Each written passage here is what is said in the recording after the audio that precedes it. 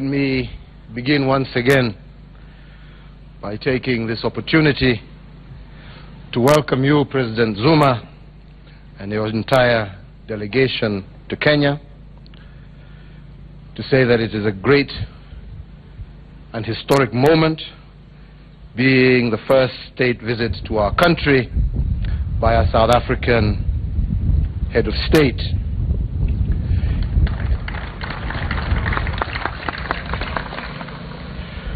Indeed, Mr. President, my administration has looked forward to this moment for a long time, and indeed it is once again my pleasure to extend a warm welcome to you on behalf of the people of Kenya. Your visit takes place as our continent navigates a critical juncture in its journey towards the prosperity and peace pursued by successive generations of Africans.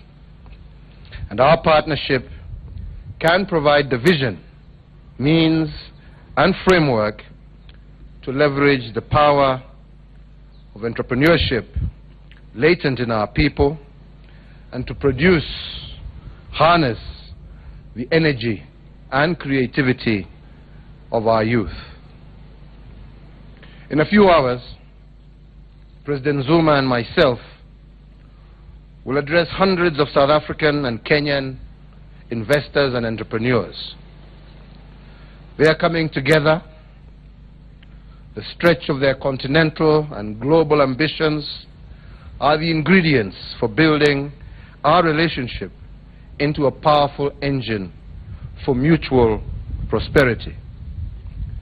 Thanks to them and many like them, Africa is being redefined from the false images of hopelessness that have been peddled in years past.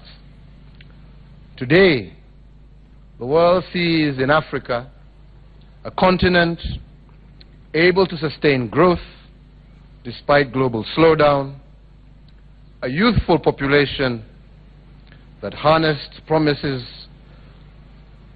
decades of productivity, and African governments with an increased appetite and capability to collaborate and solve big challenges. South Africa and Kenya are important actors on the continental stage and carry particularly heavy responsibilities in helping shape the policies that drive the continent. I am therefore particularly pleased by President Zuma's visit, since it offers us a chance to better understand one another and strengthen our bond so that it helps continue raising this continent to new heights. Critical to our agenda is strengthening our government-to-government, business-to-business, and our people-to-people relations. Central to achieving this aim is taking a conscientious step to remove barriers to the movement of people, goods, and services. And today, we have begun taking some of those steps. First, we have agreed to purposely and practically increase trade between our two countries to turn into reality the immense untapped potential to expand the scale of our commercial relations, and we can exploit that potential by progressively removing all barriers to trade.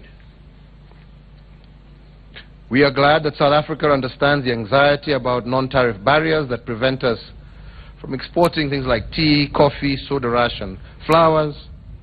And Mr. President, I applaud your commitment to urgently looking at resolving these outstanding matters.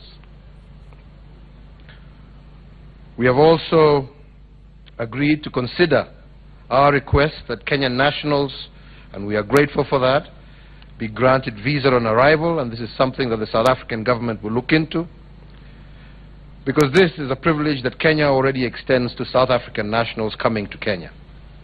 In our view, there is no reason why both our governments cannot agree on exemptions of visas for each other's citizens. I believe that such an action would go a long way to allowing our people to get to know one another and to be able to work together for mutual benefit.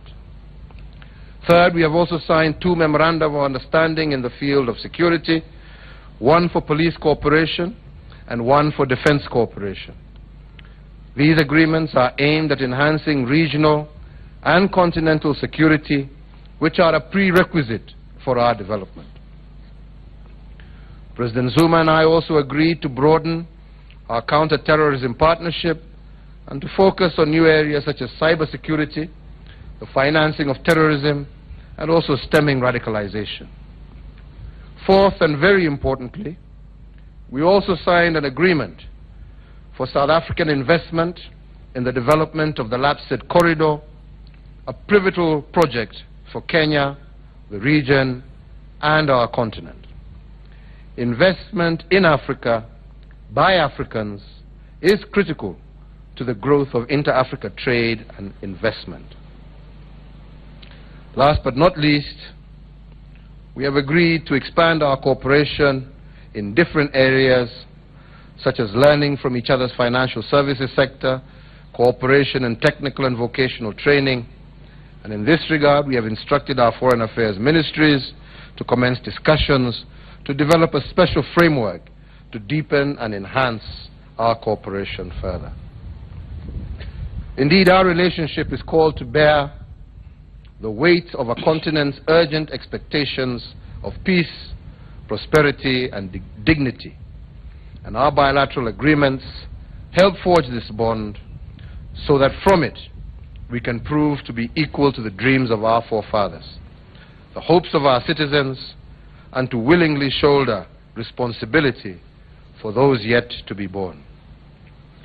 These very few and brief reflections, I would like to invite my dear brother and friend, President Zuma, to say a few words.